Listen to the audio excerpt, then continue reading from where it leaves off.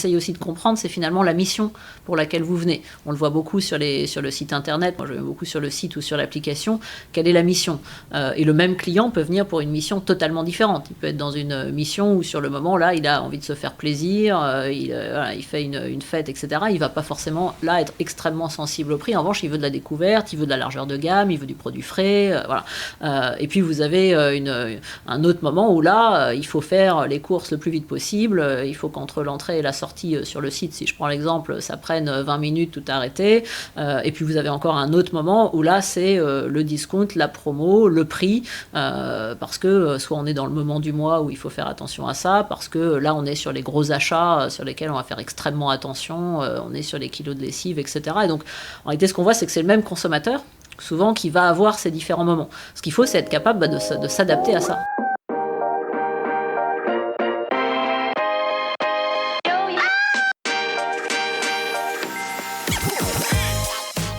Bonjour et bienvenue parmi les Digital Doers, votre podcast source d'inspiration pour les acteurs de l'innovation. Ce programme est coproduit avec Comexposium pour l'événement incontournable qu'est le One-to-One Retail e-commerce de Monaco.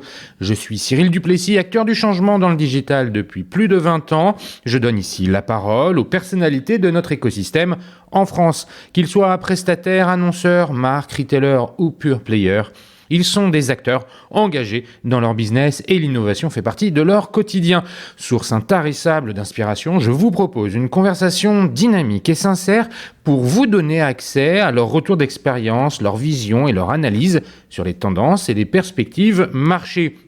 Depuis juillet 2019, les Digital Doers rassemblent des témoignages uniques et de grande qualité directement accessibles ici même, mais aussi sur les chaînes partenaires. En effet, je produis et anime des chaînes de podcast pour compte de tiers, c'est-à-dire pour des prestataires de services, du retail et du e-commerce. Le concept est simple, inviter un prospect à venir discuter de votre problématique avec un expert maison dans une conversation tripartite. Vous êtes intéressé? N'hésitez pas à me contacter directement sur le site lesdigitaldoers.com ou via LinkedIn. En attendant, je vous souhaite une bonne écoute, toujours sans coupure. La distribution alimentaire est plus que jamais au centre des débats à cause de l'inflation, bien sûr, mais aussi des changements profonds qu'elle vit depuis quelques années. Le modèle de l'hypermarché, en décroissance certes, reste le format privilégié des Français pour faire leurs courses. Les surfaces de proximité semblent tirer leur épingle du jeu alors que des modèles nouveaux, comme le quick commerce, viennent les challenger. Les drives et les livraisons de courses à domicile sont également des options très prisées par un nombre croissant d'acheteurs. Pour les acteurs de la distribution, entre besoins consommateurs, omnicanalité et technologie, les défis sont donc multiples.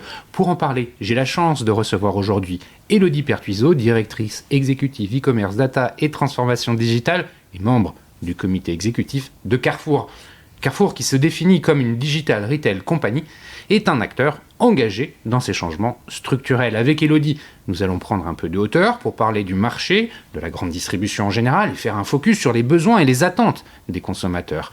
Nous poursuivrons sur la proposition de valeur de Carrefour pour comprendre, entre autres, ce que veut dire Digital Retail Company et de façon plus globale, comment l'entreprise adresse son marché.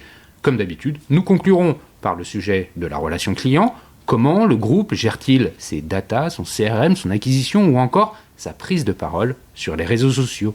Mais avant de commencer, Élodie, peux-tu te présenter en quelques mots?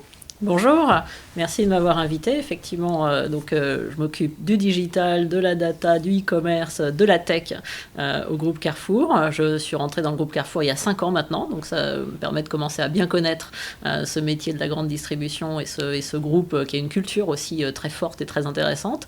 Et puis j'ai un parcours avant assez varié. Et d'ailleurs, je pense que c'est en réalité beaucoup la variété de ce parcours qui m'a nourri et qui nourrit mes réflexions et mon inspiration. J'ai un passé d'ingénieur et en fait c'est très utile je crois d'être un ingénieur aujourd'hui dans la grande distribution. Je n'ai pas réalisé ça quand je faisais mes études, mais avoir un background d'ingénieur et une affinité notamment avec tout ce qui est data, tout ce qui est à la fois technique et mathématique, je pense c'est un atout et en tout cas ça drive une partie de ma personnalité et de ma façon de manager. Et puis après ce passé d'ingénieur, j'ai passé, c'est assez, c'est pas si original que ça en France, mais voilà, mais passé un peu dans la grande distribution. J'ai passé 10 ans dans le secteur public. Parce qu'en fait, l'école d'ingénieur que tu as fait, c'est Polytechnique, si je dis pas de bêtises. J'ai fait Polytechnique, exactement. Et donc, qui est public. Et après, tu rentres assez logiquement, j'imagine, comme beaucoup dans la promo, dans le secteur public. Exactement. Alors déjà, je fais Polytechnique parce que je trouvais que l'image de marque était très sympa. Et puis, il y avait un autre... donc, comme quoi, l'image de marque, c'est important. J'ai choisi des belles marques. Je suis chez une belle marque aujourd'hui, chez Carrefour. Et j'ai aussi choisi Polytechnique parce qu'il y avait le service militaire. Et donc, ma première expérience professionnelle, c'est d'avoir été officier de marine. Et on m'a souvent demandé, je me souviens quand j'ai pris quelques jobs, on m'a dit mais ça sert à quoi d'avoir été officier de marine quand on fait ce qu'on fait? Je dis mais alors c'est une des expériences les plus utiles. D'abord parce qu'on apprend à naviguer, moi j'ai été dans les 50e rugissants, donc je sais naviguer par gros temps, et ça c'est très très utile quand on est y compris dans la distribution. Et donc je sais tenir le cap, je sais serrer les rangs, c'est ce que font, c'est ce que fait une équipe de marins quand la mer est compliquée, ils serrent les rangs, il y a un esprit d'équipe, il y a une formation humaine qui va avec ça, avec beaucoup de valeurs qui m'ont beaucoup marqué. Donc c'est une des premières expériences qui m'anime et que j'ai aimé.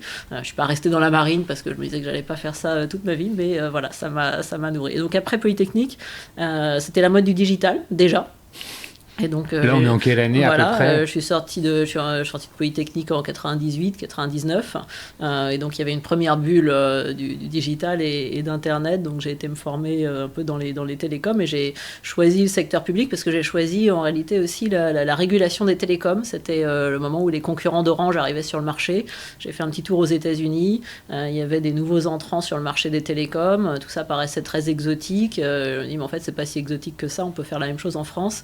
Et donc, on a ouvert le marché des télécoms. Maintenant, ça paraît tout à fait naturel de passer par Free. Enfin, à l'époque, voilà. C'était pas le cas. Et donc, c'était assez passionnant. Et c'est en réalité j'ai une expérience du service public assez particulière. Je trouve que ça m'a permis de faire une accumulation d'expériences assez incroyable, de rencontrer des gens assez formidables aussi.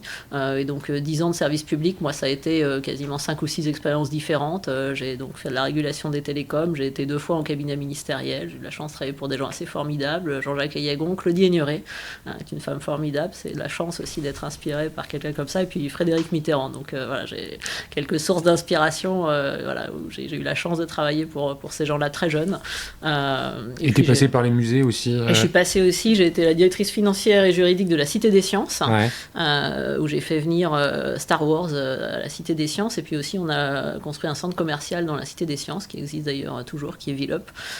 Donc voilà, là aussi, le secteur public, ça peut se transformer. J'ai pas eu peur de mettre le commerce au cœur d'un établissement public. J'ai appris beaucoup de choses en le faisant. Et puis ensuite, j'ai suivi mon patron de l'époque à la réunion des musées nationaux, où j'ai été la directrice générale adjointe. Et là aussi, où on a transformé la culture d'une maison assez ancienne en une culture beaucoup plus commerciale, beaucoup plus financière. Donc il y a un petit fil directeur, vous l'avez compris, de transformation, de commerce dans des domaines qui sont très attachants sur le plan des valeurs et de la culture. Et donc j'aime faire ça, j'aime transformer des belles entreprises, des beaux établissements pour leur permettre finalement de continuer à vivre à l'heure actuelle, mais de continuer à vivre avec leurs valeurs, avec leur ADN, avec leurs équipes. Et c'est probablement ce qui m'a fait ensuite me retrouver à la FNAC en 2012. En 2012, il y a privé. J'ai basculé parce que c'était ma nature, évidemment, c'est une nature plutôt entrepreneuriale et opérationnelle que administrative. Il y avait ce très beau projet d'Alexandre Bompard qui venait de rejoindre la FNAC, un projet à la fois magnifique et très audacieux, parce que la FNAC en 2012, c'est quand même des marchés de l'audio et de la vidéo physique qui sont en train de décroître à une vitesse folle. C'est l'arrivée d'Amazon en France, on trouve naturel maintenant, mais à l'époque Amazon s'est mis à référencer brutalement la totalité des livres français, au risque de tuer le premier libraire qui était la FNAC, qu'il est encore, puisque la FNAC a su se défendre et rester dans cet environnement-là le premier libraire. Mais je peux vous dire que en 2012, il a fallu se battre. C'était pas gagné, il a fallu se battre. Et donc ce projet que je trouvais vraiment attirant et très, très puissant, d'aller aussi sauver et développer une grande marque française dans un environnement très secoué, parce que secoué par à la fois l'arrivée de ce type de concurrent, mais déjà aussi par l'arrivée du digital, du e-commerce. Ta mission en arrivant à la FNAC, Fnac, c'est laquelle? J'ai d'abord dirigé la filiale de billetterie. J'ai été la filiale de billetterie qui s'appelle Fnac Spectacle, que vous connaissez en général quand vous réservez vos billets de concert sur le site de la Fnac, qui est une très belle entité, qui était assez peu digitale au départ et qui est devenue, je pense que c'est un des secteurs en 1 an et demi, ça s'est totalement transformé. Plus de la moitié des ventes étaient déjà faites en digital. On a complètement changé le modèle. C'était assez naturel, non? Et c'était naturel, c'est probablement un de mes plus naturels, mais tout ce qui est naturel ne l'est pas forcément quand il faut qu'une entreprise se transforme à cette vitesse. Et donc, c'est pas si simple quand vous vendez des billets en offline à une billetterie physique d'un magasin de vous dire qu'en fait, l'essentiel des ventes vont se faire en online, que pour autant, il y a encore un rôle pour le magasin parce que vous aimez quand même venir retirer votre billet en magasin, vous avez une relation avec la Fnac, etc. Et réussir à transformer ce modèle en digital tout en étant le premier vendeur de billetterie en France, c'était un beau challenge. Donc j'ai commencé par ça, puis j'ai pris la direction commerciale de la Fnac, et notamment la direction commerciale, ce qui était, je pense, une vision aujourd'hui, on trouve très naturel de faire des directions commerciales omnicanal.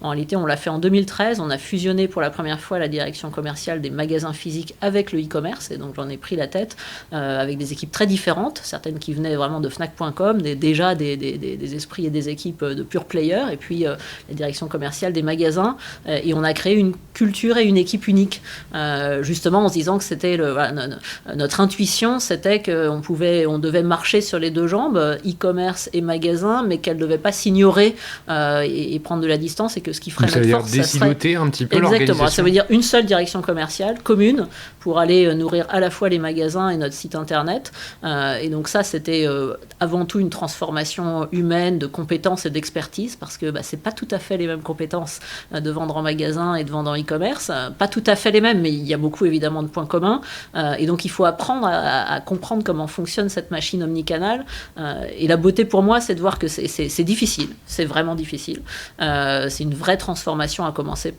pour les catégories managers, pour les équipes qui la conduisent.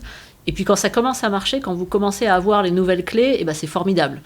Et là, tout à coup, vous avez des équipes qui se font plaisir, qui commencent à comprendre comment fonctionne ce marché, comment elles peuvent vraiment réussir, transformer leur business model, elles commencent à jouer avec.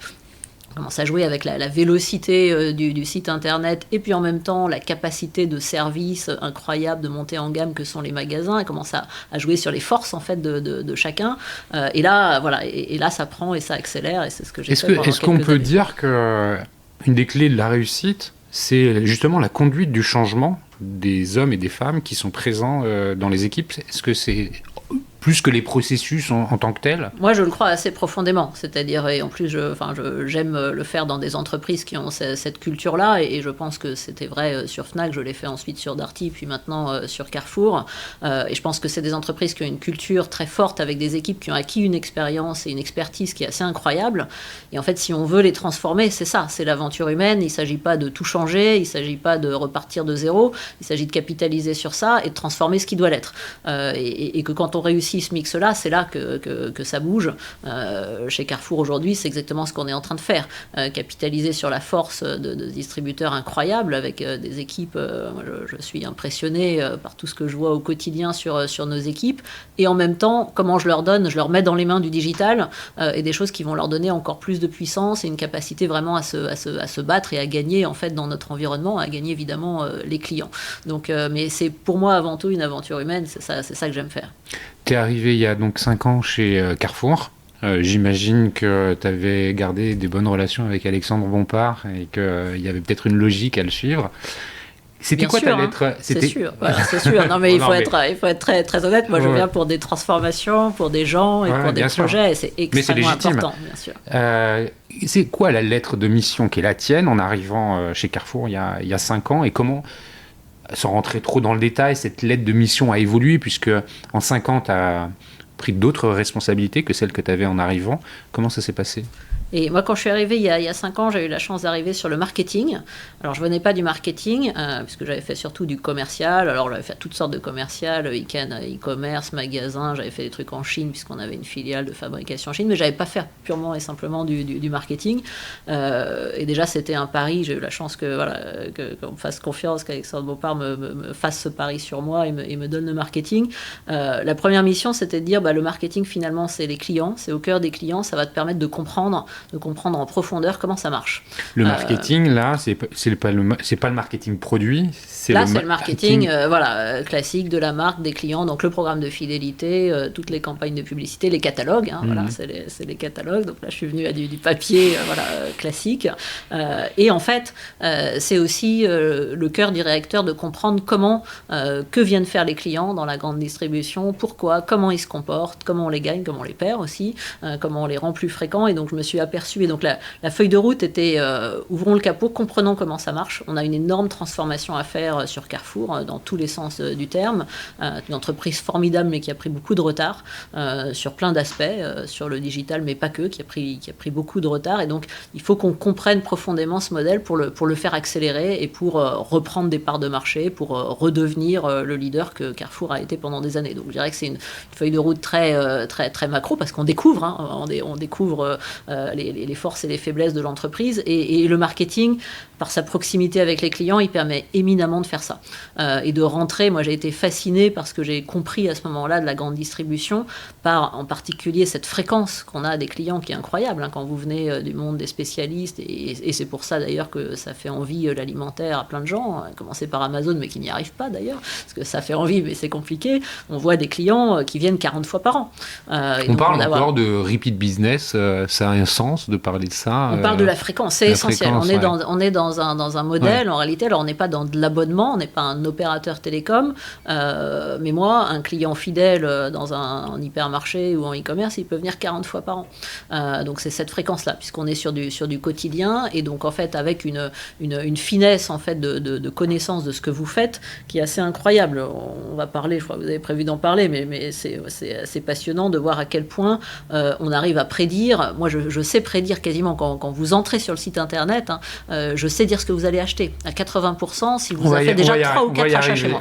Donc je comprends profondément ce qui se passe, et ça c'est ça, et ça c'est la fréquence, c'est la puissance de l'alimentaire. Donc c'est ce que j'ai découvert en arrivant au marketing chez Carrefour. Et après, il y a le commerce qui s'est ajouté, c'est ça. Le e-commerce, donc, début 2020, le e-commerce qui était aussi un peu mon passé, mais là j'ai fait dans un contexte alimentaire, dans un contexte de Covid, et puis avec une force du e-commerce chez Carrefour qui est d'être à la fois préparé en magasin, à la fois en entrepôt, donc beaucoup de problématiques supply, etc. Donc une vraie richesse, d'abord sur la France, et puis au départ d'Amélie Oudéa, ensuite sur le groupe à partir de début 2021, avec non seulement le e-commerce, mais aussi toute la tech. Donc la tech, c'est de plus en plus important chez Carrefour, la data et ce qu'on appelle la transformation digitale, en tout cas mettre le digital au service de notre maison. On va y revenir justement. Avant d'y revenir, on va prendre un peu de hauteur et parler du marché. Je le disais en introduction, ce qui est important, c'est de comprendre les enjeux du marché. Alors on va peut-être faire un focus sur la France, mais il y a peut-être une vérité qui est plus universelle,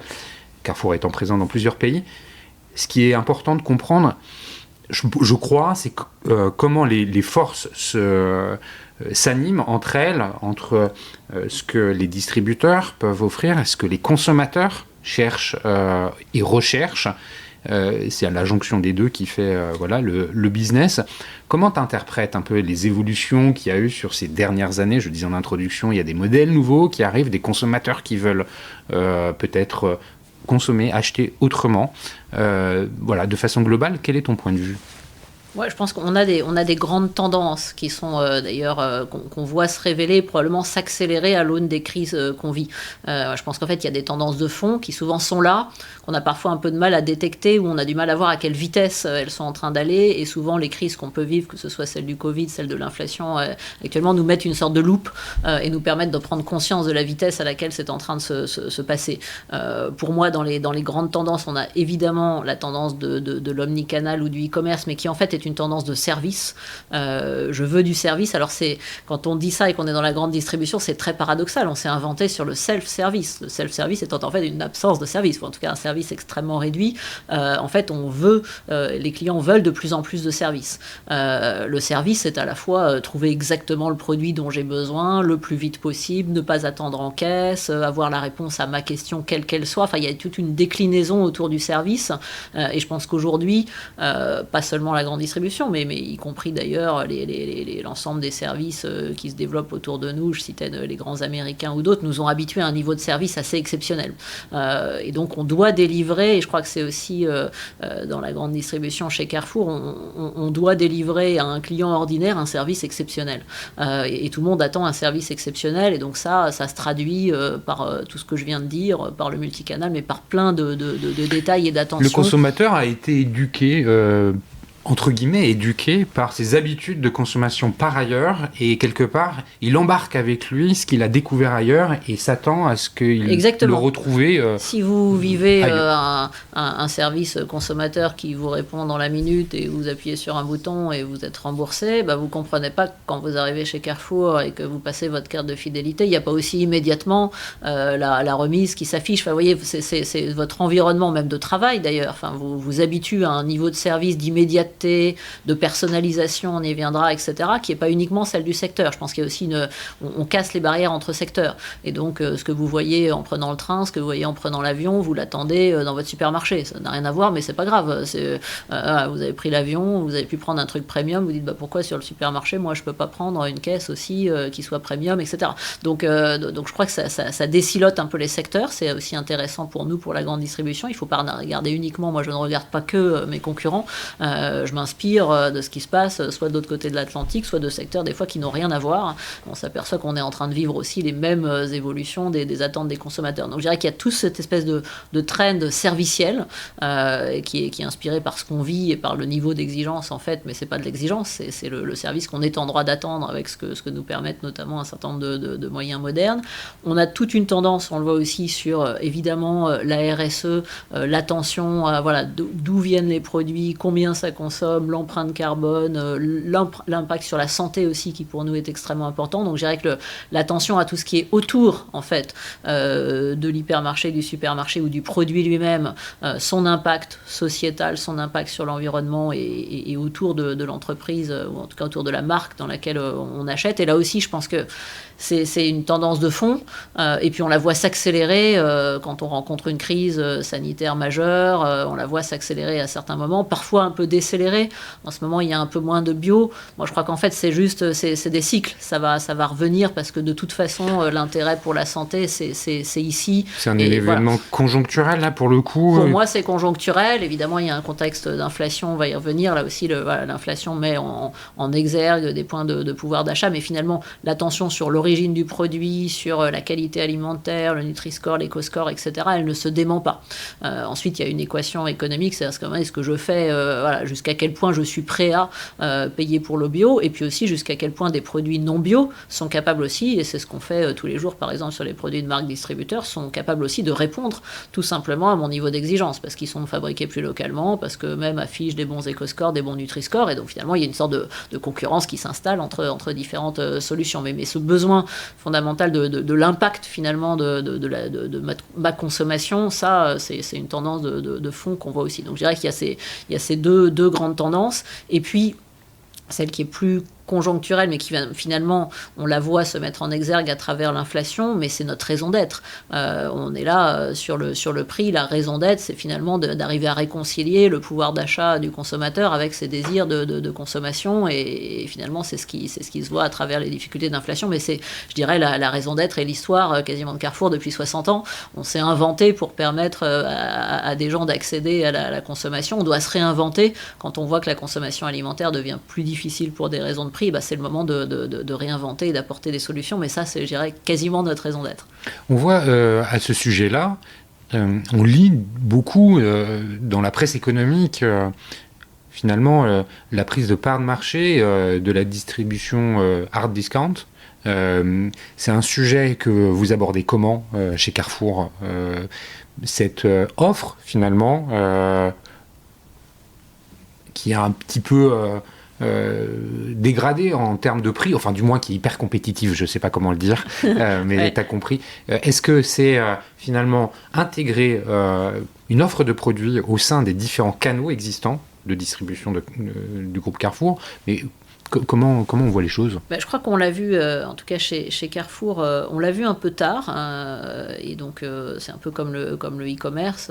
Je pense qu'on l'a mésestimé. Des fois, quand on est très gros et très fort, on voit arriver un petit, puis on dit bon, ils vont pas aller très loin.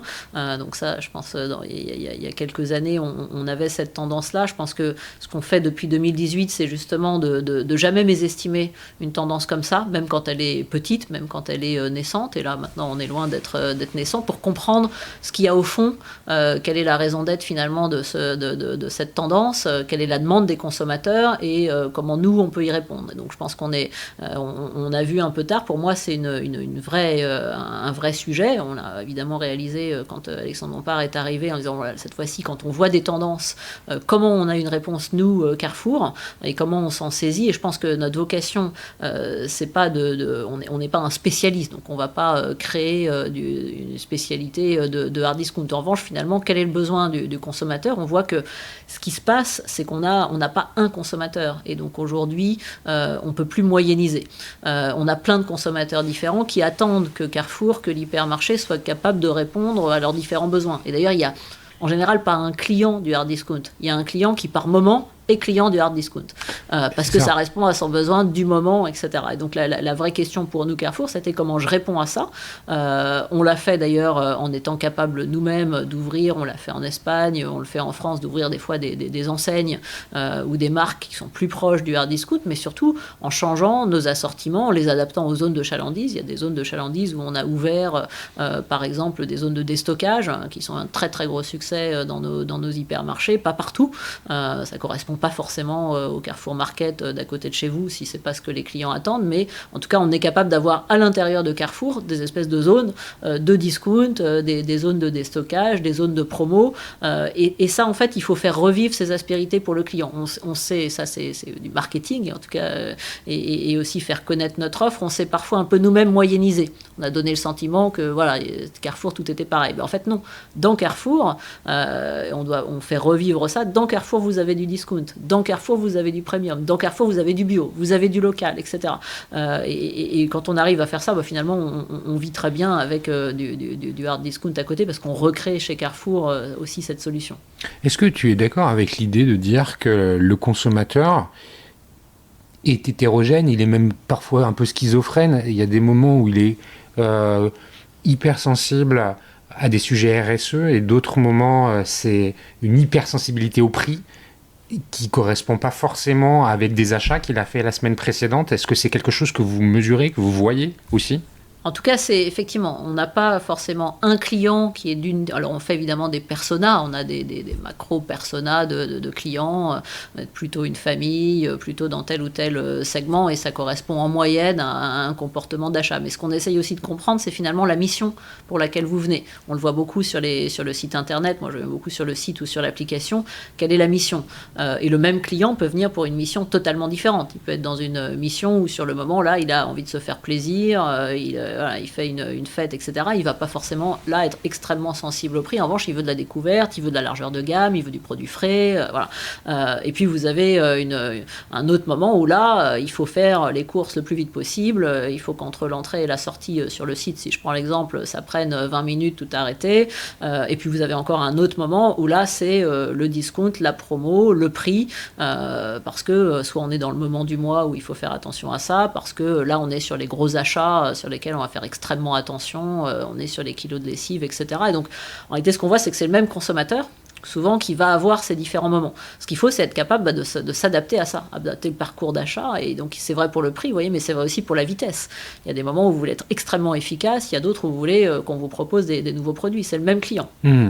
Merci pour ce point sur le marché. On a un peu dérivé aussi sur Carrefour, mais c'est une bonne introduction à la partie justement sur la façon avec laquelle l'entreprise adresse son marché. On a évoqué les notions d'omnicanalité, les comportements d'achat, de parcours d'achat. La RSE, on était à Monaco ensemble en mars et lors de la plénière d'ouverture, il a été noté que les sujets RSE étaient les sujets les plus...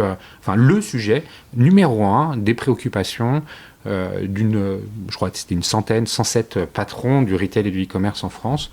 C'est donc véritablement un enjeu fort pour des gens comme Carrefour. Je le disais aussi en introduction, il y a la tech qui arrive là-dedans. Et cette notion de digital retail company.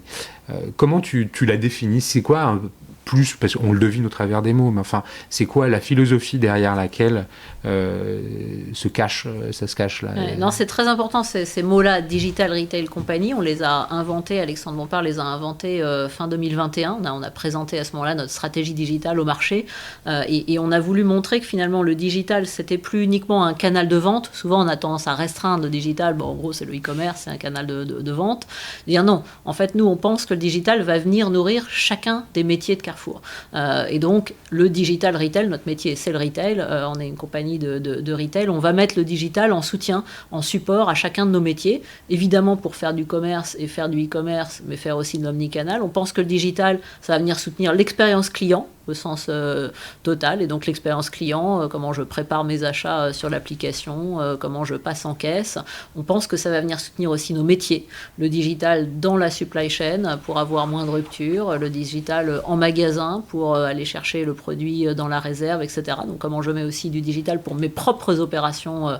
Et puis, comment je mets le digital aussi pour réinventer des nouveaux métiers de Carrefour. Je dirais quelques mots du retail média ou des choses comme ça. Donc, vraiment se dire qu'on utilise le digital au service de l'ensemble de la société. Je crois que ça a aussi porté, on le disait en introduction, un changement culturel dans l'état d'esprit chez Carrefour, et c'est très important. On change une entreprise en faisant évoluer en tout cas sa culture, et on a désormais chez Carrefour ce réflexe, quel que soit quasiment l'endroit où on travaille, qu'on soit dans un magasin, qu'on soit à la marchandise, au siège, de se dire mais est-ce qu'il y a des outils, des solutions digitales qui peuvent répondre à mon problème, qui souvent est un problème business ou un problème venu du client. Voilà, je veux que mes prix descendent plus vite dans les magasins, je veux avoir moins de ruptures sur l'étagère. Est-ce qu'il y a des solutions digitales, et venir voir les équipes tech pour essayer de trouver ensemble les solutions.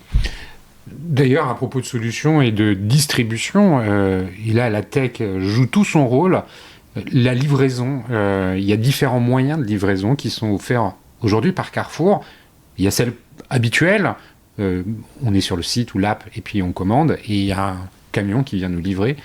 Il y a aussi, comment ça s'appelle, Carrefour Sprint, je crois. Carrefour Sprint, voilà, qui est en quelques minutes. Donc ça, c'est du quick commerce. Ça vient s'additionner à Cajoo. C'est encore autre chose, parce que je vois qu'il y a Uber Eats derrière. Exactement, il y a plein de choses. Tu peux un peu nous expliquer tout ça? C'est très important. Je pense que c'est... moi, ma doctrine dessus, c'est qu'on ne peut plus rater des changements ou des innovations et des changements de comportement de nos clients. Et donc, il faut qu'on soit capable d'aller très vite sur ces tendances, de comprendre quelle est la demande du client et de s'adapter. Et donc, la livraison, c'est une tendance de fond. Aujourd'hui, ce n'est pas majoritaire sur le marché en France, ça l'est sur les marchés à l'étranger. En e-commerce, la livraison à domicile est massivement majoritaire partout en Europe, sauf en France, où c'est plutôt 80% de drive, 20% de livraison. Mais il y a une très grosse demande autour de la livraison, parce que c'est du service, parce que c'est la solution ultime pour se simplifier la vie. Et puis, au passage, d'ailleurs, c'est bien meilleur en termes d'impact sur l'environnement, puisque je mutualise un certain nombre de commandes dans un seul camion. Donc il y a une tendance de fond sur la livraison. Quand on a vu arriver ces nouvelles tendances, notamment sur l'express, le quick, enfin toute cette série de livraisons où je commande et puis c'est prêt dans 1 heure, dans 30 minutes, dans 15 minutes, moi ma philosophie ça a été de dire il faut qu'on comprenne, il faut qu'on teste, il faut qu'on comprenne d'abord l'appétence des clients d'un côté, et puis il faut qu'on comprenne si on sait le faire de l'autre côté, et à quelles conditions économiques. Comme toujours, c'est ça l'équation du retail. Donc n'attendons pas, ne regardons pas passivement ce qui se passe, allons au cœur du système le faire. Et donc la première chose qu'on a faite, c'était au cœur de la crise du Covid en 2020. On se rencontre avec Uber, puis ils nous disent, vous savez, on pourrait peut-être mettre, comme on fait pour les restos, un truc avec les supermarchés, pourquoi pas, donc on a signé avec Uber, et puis voilà, 1 an plus tard, on faisait plus de 100 millions d'euros avec eux sur les courses sur Uber Eats. Donc voilà, comme quoi de temps en temps... Comment elles sont préparées, ces courses? Elles sont préparées par nos magasins. Voilà. Ça, c'est super important, et je pense que ça fait partie de la réussite. C'est-à-dire que qu'est-ce qu'on fait finalement? Uber met dans les mains d'un trafic très important et des consommateurs une proposition de valeur, une solution avec des courses en 30 minutes. Et puis Carrefour fait son métier, ce qu'il sait faire de mieux. On mène notre réseau, et notamment nos magasins de proximité, hein, beaucoup de franchisés, des petits magasins, des markets aussi, des moyens magasins, qui préparent, qui reçoivent la commande, qui préparent la commande, et puis ensuite il y a un livreur qui vient la chercher et qui l'emmène au client. Et alors, c'est hyper intéressant que tu nous dises ça, puisqu'on parlait tout à l'heure de conduite du changement. Les franchisés ou les gérants de points de vente de proximité, des Carrefour City, Carrefour Market, ils sont habitués à vendre, comme tu le disais, en self-service, c'est-à-dire les clients qui rentrent dans le point de vente, qui se servent, passent en caisse, et avec du service qui est peut-être des plages d'ouverture assez larges. Mais globalement, c'était ça, la proposition de valeur de ces points de vente. Préparer des commandes, c'est encore autre chose. Il faut un espace, il faut recevoir les commandes avec un device probablement, faire le pick-up en rayon, aussi avoir la disponibilité des produits, puisque si un consommateur sur son app Uber passe commande de 4 pots de yaourt et qu'ils n'y sont plus, donc il y a des enjeux monstrueux en termes d'information, de collecte de l'information, et puis de métier, d'expertise, les talents au sein des points de vente qui doivent être formés, même si on peut imaginer que c'est pas très compliqué. En fait, derrière, il y a des processus à déployer. Comment ça s'est passé ? Exactement, c'est exactement ça. En fait, c'est assez compliqué. La première chose, en fait, pour moi, qui est essentielle, et pour embarquer et pour associer nos magasins, parce que on reste un retailer, rien ne se fait, à mon avis, sans l'adhésion en fait de nos magasins, et en particulier aussi de nos réseaux de franchisés. D'abord, c'est comprendre pourquoi on le fait, parce que si on se complique la vie à faire des choses beaucoup plus compliquées que ce qu'on se faisait avant et qu'on ne sait pas pourquoi, ça marche pas. La première chose à comprendre, c'est on le fait pour nos clients, parce qu'ils nous le demandent, parce que d'ailleurs, si on n'est pas capable de leur répondre, ils partent, ils nous le disent, et donc ils partent chez le concurrent faire leurs achats online, et puis parce que ce qu'on constate aussi, et ça c'est très important pour nos magasins, c'est un client omnicanal chez Carrefour, c'est pas un client qui a quitté le magasin. En général, il fait 20% de ses achats online et 80% en magasin. Et donc, en fait, quand je lui vends 1 euro en e-commerce, je refais encore pas mal d'euros en magasin. Et en lui proposant l'omnicanal, je le garde avec moi. Et je le garde avec nous, avec Carrefour. Et c'est ces clients qui sont devenus omnicanaux, c'est-à-dire qu'ils vont en magasin. Souvent, ils font plusieurs formats, d'ailleurs, de la proximité, du supermarché et puis du e-commerce. En fait, c'est les clients les plus fidèles. Et donc, dans notre économie, de toute façon, ce qu'on veut, ce que cherche chacun, et ça, on est tous alignés dessus, qu'on soit franchisé, qu'on soit en modèle intégré, la fidélité des clients, c'est celle qui est le moteur de notre système, de notre économie. Et donc, on cherche de la fidélité. L'omnicanal, en fait, c'est le premier moteur de fidélité. Et ce qu'on dit souvent en magasin, moi, quand je pense en magasin, on dit vous voulez voir les meilleurs clients ? Allons au drive, allons voir les commandes qui sont en train d'être préparées, les voilà. C'est eux, là ils ont commandé online, demain ils vont venir en magasin et c'est les clients les plus fidèles à Carrefour parce qu'ils ont ce niveau de service, comme on le disait tout à l'heure, qui s'adapte. Un jour ils veulent faire du e-commerce, un jour ils veulent venir choisir leurs fruits et légumes et nous on prouve qu'on est capable de s'adapter. Donc en fait, il faut vraiment avoir cette vision de pourquoi je le fais. Parce que si je me dis juste que je change, ce qui est un modèle qui a marché depuis des années sans savoir pourquoi, ça ne marche pas. Si je sais que fondamentalement je suis en train de rendre un service, le meilleur service à mes meilleurs clients pour les fidéliser, ça change l'effort que je suis capable de faire pour me transformer. Ça, c'est le premier ingrédient, je dirais. Et le deuxième, c'est qu'il faut rendre ce qui est compliqué simple. Ça, c'est aussi notre métier. Et donc, oui, c'est compliqué de préparer une commande. Une commande e-commerce en alimentaire, c'est plus de 40 produits en moyenne. Donc, c'est pas livrer un téléphone. Alors, même sur Uber Eats, c'est 40 produits. Sur Uber Eats, ça va être moins. Sur Uber Eats, on va être sur une dizaine. Sur une livraison à domicile classique, on va être 40 à 50. À domicile, parce que c'est vraiment à part. Mais vous avez toujours plusieurs produits. Donc ça, c'est le premier truc. Donc c'est pas, moi j'ai beaucoup de respect pour ceux qui livrent un téléphone, mais c'est quand même beaucoup plus simple comme métier que celui que j'ai l'honneur de faire. Donc plusieurs produits. Ensuite, effectivement, vous êtes sur un stock qui est partagé entre le magasin et le e-commerce. Donc par définition, c'est plus compliqué d'avoir exactement la connaissance du stock, d'avoir un stock exact.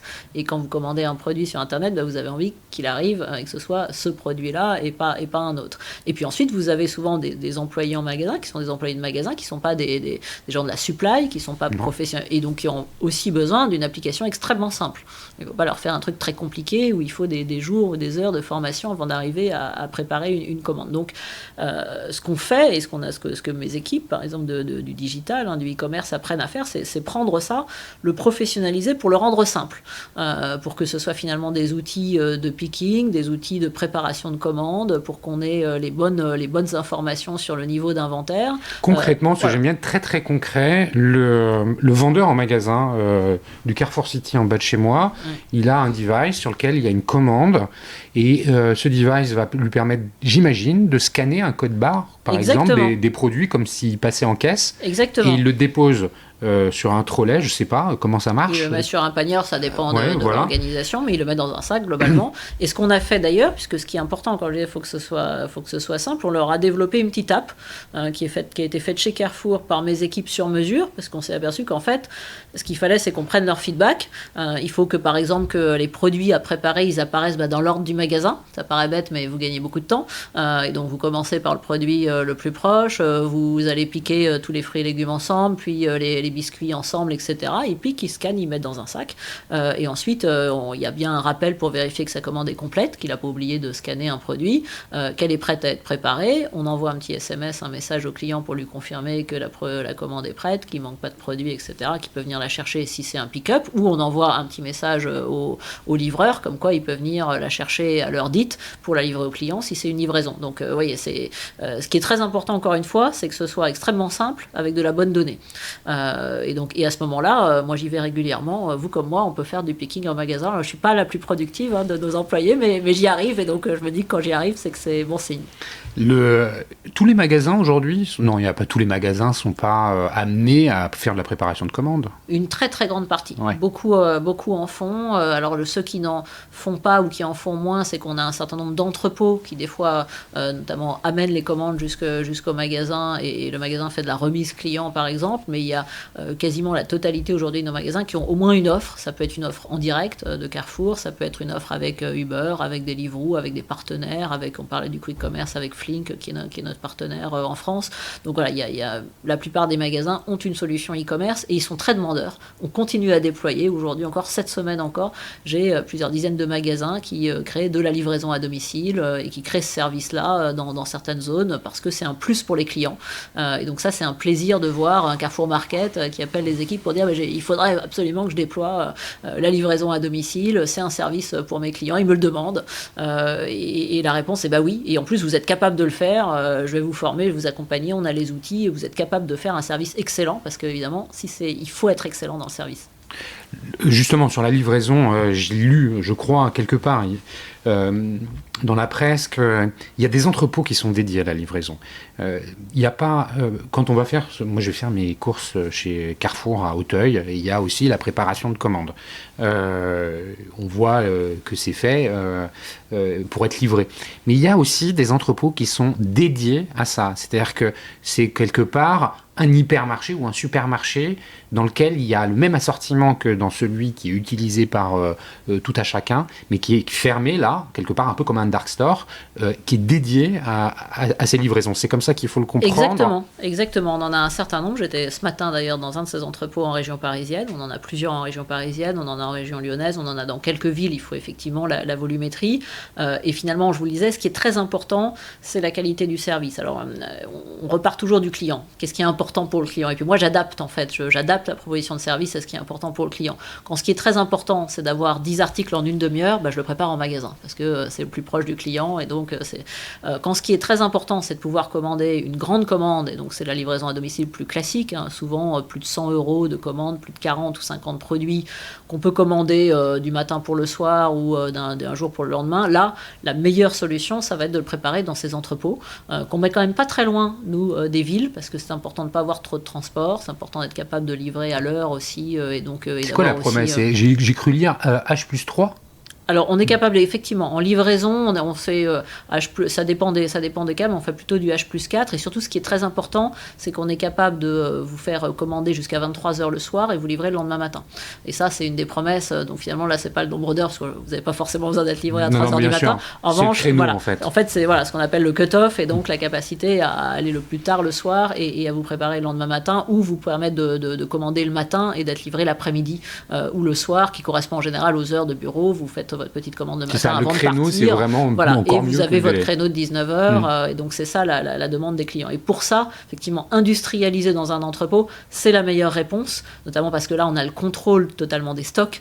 Donc on a des stocks qui sont justes, on a une productivité, une qualité de préparation qui est évidemment très forte. On est capable de préparer du coup beaucoup de commandes, du coup en peu de temps, ce qui est essentiel. Entre le moment où on reçoit la commande et le moment où elle est disponible dans un entrepôt, il peut se passer 1h30, 2 heures. Ensuite, il n'y a plus que la livraison à faire. Donc on est extrêmement rapide sur cette partie-là. Et donc on a beaucoup professionnalisé. Mais d'ailleurs, j'y étais ce matin. Ce qui est pour moi très important, c'est qu'il faut garder ce côté-là. C'est un métier industriel, c'est un métier de service industriel, c'est un métier d'ingénieur d'ailleurs, on disait ce matin. Voilà, il faut calculer, optimiser.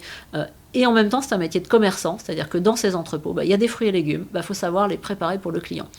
Et donc on forme les gens à préparer, à choisir la banane, la tomate, à repérer que les fraises ne sont plus celles qui devaient être, et donc à les donner, etc. Donc on continue à faire ce métier de commerçant en même temps que notre métier Parce que ce qui diffère en fait d'un rôle de vendeur dans un espace ouvert au public, c'est que le personnel qui prépare les commandes doit choisir à la place du consommateur les produits qui... Alors, on parle du frais, parce que des yaourts, ça reste des yaourts et qu'on ne va pas les choisir, mais il doit les choisir. Justement, revenons sur le client, on l'a évoqué tout à l'heure, pour un peu conclure notre échange. Je le disais en introduction, j'aimerais bien qu'on parle vraiment de la relation avec les consommateurs. Là, la data, peut-être même l'IA, c'est un sujet, je pense, qui doit être développé ou moins scruté avec attention chez Carrefour. Comment la stratégie de Carrefour se développe autour de ce client, de cette relation client, même si tu nous as déjà donné quelques éléments de réponse. Je pense que la première réponse, pour moi, elle est très importante. Elle est dans la culture de l'entreprise. Et c'est beaucoup aussi poussé par notre directeur général en France, qui nous donne une culture client qui doit être extrêmement directe. Et donc, ensuite, on a la data, ensuite, on a plein de choses. Mais la première chose, c'est qu'en fait, il faut aller voir le client. Et ça, c'est irremplaçable. Et donc, on fait notamment des tables rondes clients. Évidemment, c'est des tables rondes virtuelles. Enfin, évidemment, on peut aller en faire en physique. Mais moi, je fais par exemple sur le digital beaucoup de tables rondes virtuelles. Donc, ça consiste à inviter des clients. J'invite 8 à 10 clients qui se connectent à un Google Meet, sur un thème, pour comprendre comment ils achètent, quels sont les irritants qu'ils peuvent avoir, quelles sont leurs demandes. Et donc, ils vous racontent. Et là, on est dans l'alimentaire. Le beauté, c'est que les gens adorent raconter aussi leur expérience de client. On vous donne, et finalement, le client, ce qu'on dit souvent, c'est le meilleur consultant. Donc, c'est pas la peine de passer par des consultants ou des intermédiaires. Le client nous donne son propre cahier des charges. C'est comme ça, par exemple, qu'on a inventé en fait, le bouton anti-inflation. C'est comme ça qu'on a inventé à la fin du panier des solutions alternatives. Moi, c'était une cliente qui disait j'aime beaucoup votre site. Bon, c'était très bien. Oui, mais bon. Mais alors, en revanche, j'achète toujours la même chose. C'est horrible, j'achète toujours la même chose. Et ça a fait prendre conscience la relation directe à mes équipes data qui l'écoutaient. Et en fait, ils se sont dit mais c'est vrai. On fait que des algorithmes pour vous aider à racheter la même chose le plus vite possible. Et là, ils se sont dit, donc ça, c'est très intéressant. Il y a des moments où pour le client, c'est ça. Je suis tellement d'accord avec cette remarque. Voilà. Et donc, on a pris conscience que on était vraiment obsédés par ça pour des bonnes raisons, parce qu'il y a d'autres clients qui nous disaient, je veux aller très vite, donnez-moi. Et ils se sont dit, ah bah oui, mais non, mais là, effectivement, il y a un problème. Et on lui a posé la question en disant, mais du coup, vous voulez vraiment découvrir des choses. Elle a dit, non, je voudrais juste des fois que vous me donniez une petite aide pour changer un tout petit peu, un truc un peu meilleur pour la santé, un truc fait un peu plus proche de chez moi. Et ça, vous faites écouter ça aux équipes data, elles disent, mais bien sûr, mais je sais faire. Et c'est là où on réconcilie les deux. Et on sait faire, bah oui, parce qu'en fait, on prend ce qu'il y a dans le panier et on va chercher le produit qui est très proche, mais qui est un peu meilleur, qui a été produit localement par rapport à celui qui a été importé, celui qui a un éco-score, qui est quelques points au-dessus, etc. Et on va du coup répondre à la demande de cette cliente. Donc moi, je crois beaucoup à ça. C'est-à-dire qu'en fait, il faut marier une relation très directe avec le client. Il ne faut jamais le perdre. Et donc mes équipes tech, digital, même l'informaticien, etc., il fait des tables rondes avec les clients. Parce que c'est comme ça qu'on a les idées. Et puis on le marie avec de la data, parce qu'on a une chance incroyable. J'ai je pense, un des plus grands data lakes d'Europe. On a 8 milliards de transactions.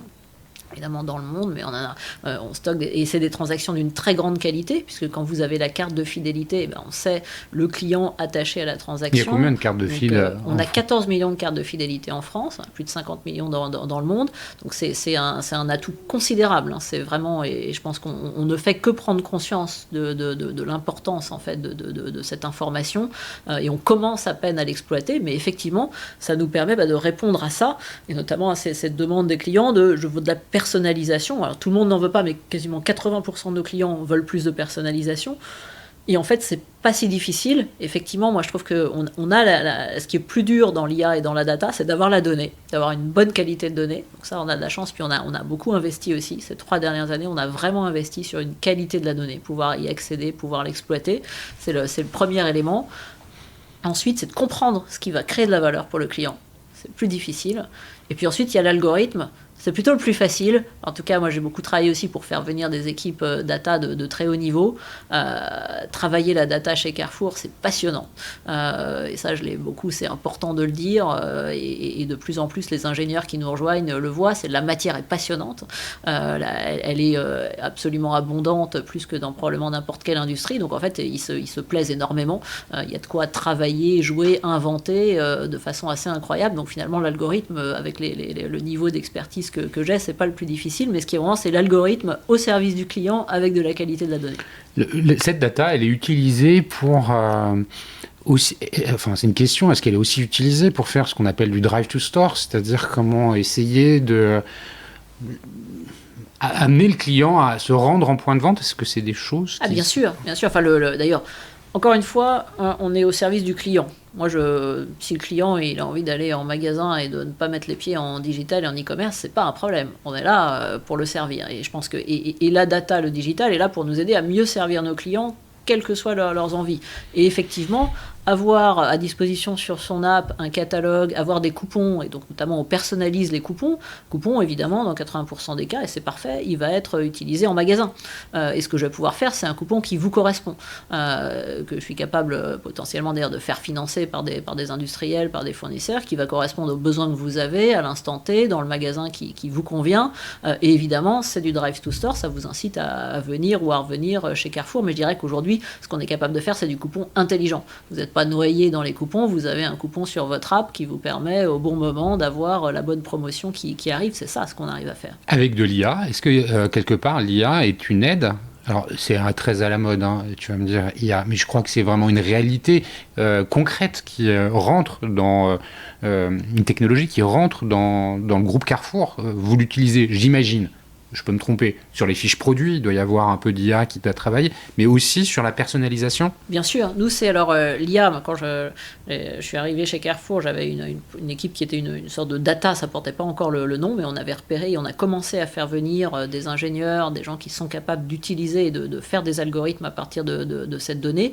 Je disais, la force, et là où on a besoin d'IA et on utilise, c'est qu'on a des milliards de transactions, de données. Une transaction, c'est 40 articles sur un client, avec des récurrences, etc. Et donc, on a une matière première pour optimiser, pour personnaliser, qui est absolument incroyable. Donc, chez nous, l'IA, c'est très concret. L'IA, c'est celle qui va calculer que vous avez une probabilité assez forte de venir cette semaine, mais que vous avez aussi une probabilité assez forte que votre panier reste à 30 € et que peut-être je vais vous donner une incentive pour qu'il passe à 40. Ou que ça fait un moment que vous n'avez pas acheté de textile, alors qu'en fait, vous étiez plutôt un bon acheteur de textile, etc. Donc, on a vraiment une capacité là-dessus à personnaliser notre offre qui est assez incroyable, qui est faite par de l'IA. On a aussi de l'IA pour nos propres équipes, je disais, c'est-à-dire que comment je calcule le pricing, la promotion, comment je calcule le forecast, la prévision de vente. La première chose que veulent nos clients, ça paraît simple, mais c'est que le produit soit présent sur l'étagère quand ils vont le chercher. Voilà. Mais ça marche si vous avez une bonne prévision de vente. Et faire une prévision de vente quand vous avez 5000 magasins, des magasins qui ont jusqu'à 20 000, 30 000 produits qui viennent de fournisseurs différents, des effets de saisonnalité, des effets de rupture, etc. Là, quand vous commencez à mettre de l'intelligence, vous avez une meilleure prévision de vente.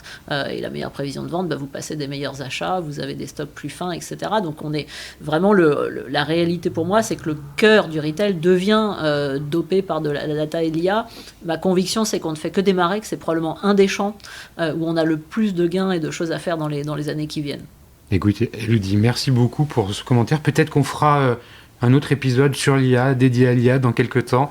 En tout cas, merci de nous avoir présenté à la fois ta vision du marché et la façon avec laquelle Carrefour, cette Digital Retail Company, s'engage dans l'ensemble de ces changements. Il y avait encore plein de questions qu'on aurait pu aborder, mais déjà on a fait un bon tour. Merci aussi à Comexposium, au One-to-One Retail e-commerce de Monaco pour le support apporté à cet épisode. Merci à vous tous qui écoutez de façon toujours plus assidue les Digital Doers. Si vous voulez joindre Elodie, je pense que LinkedIn est un avec plaisir. Un bon moyen de communication. Merci encore Elodie, puis je te dis à très bientôt. Merci, à bientôt.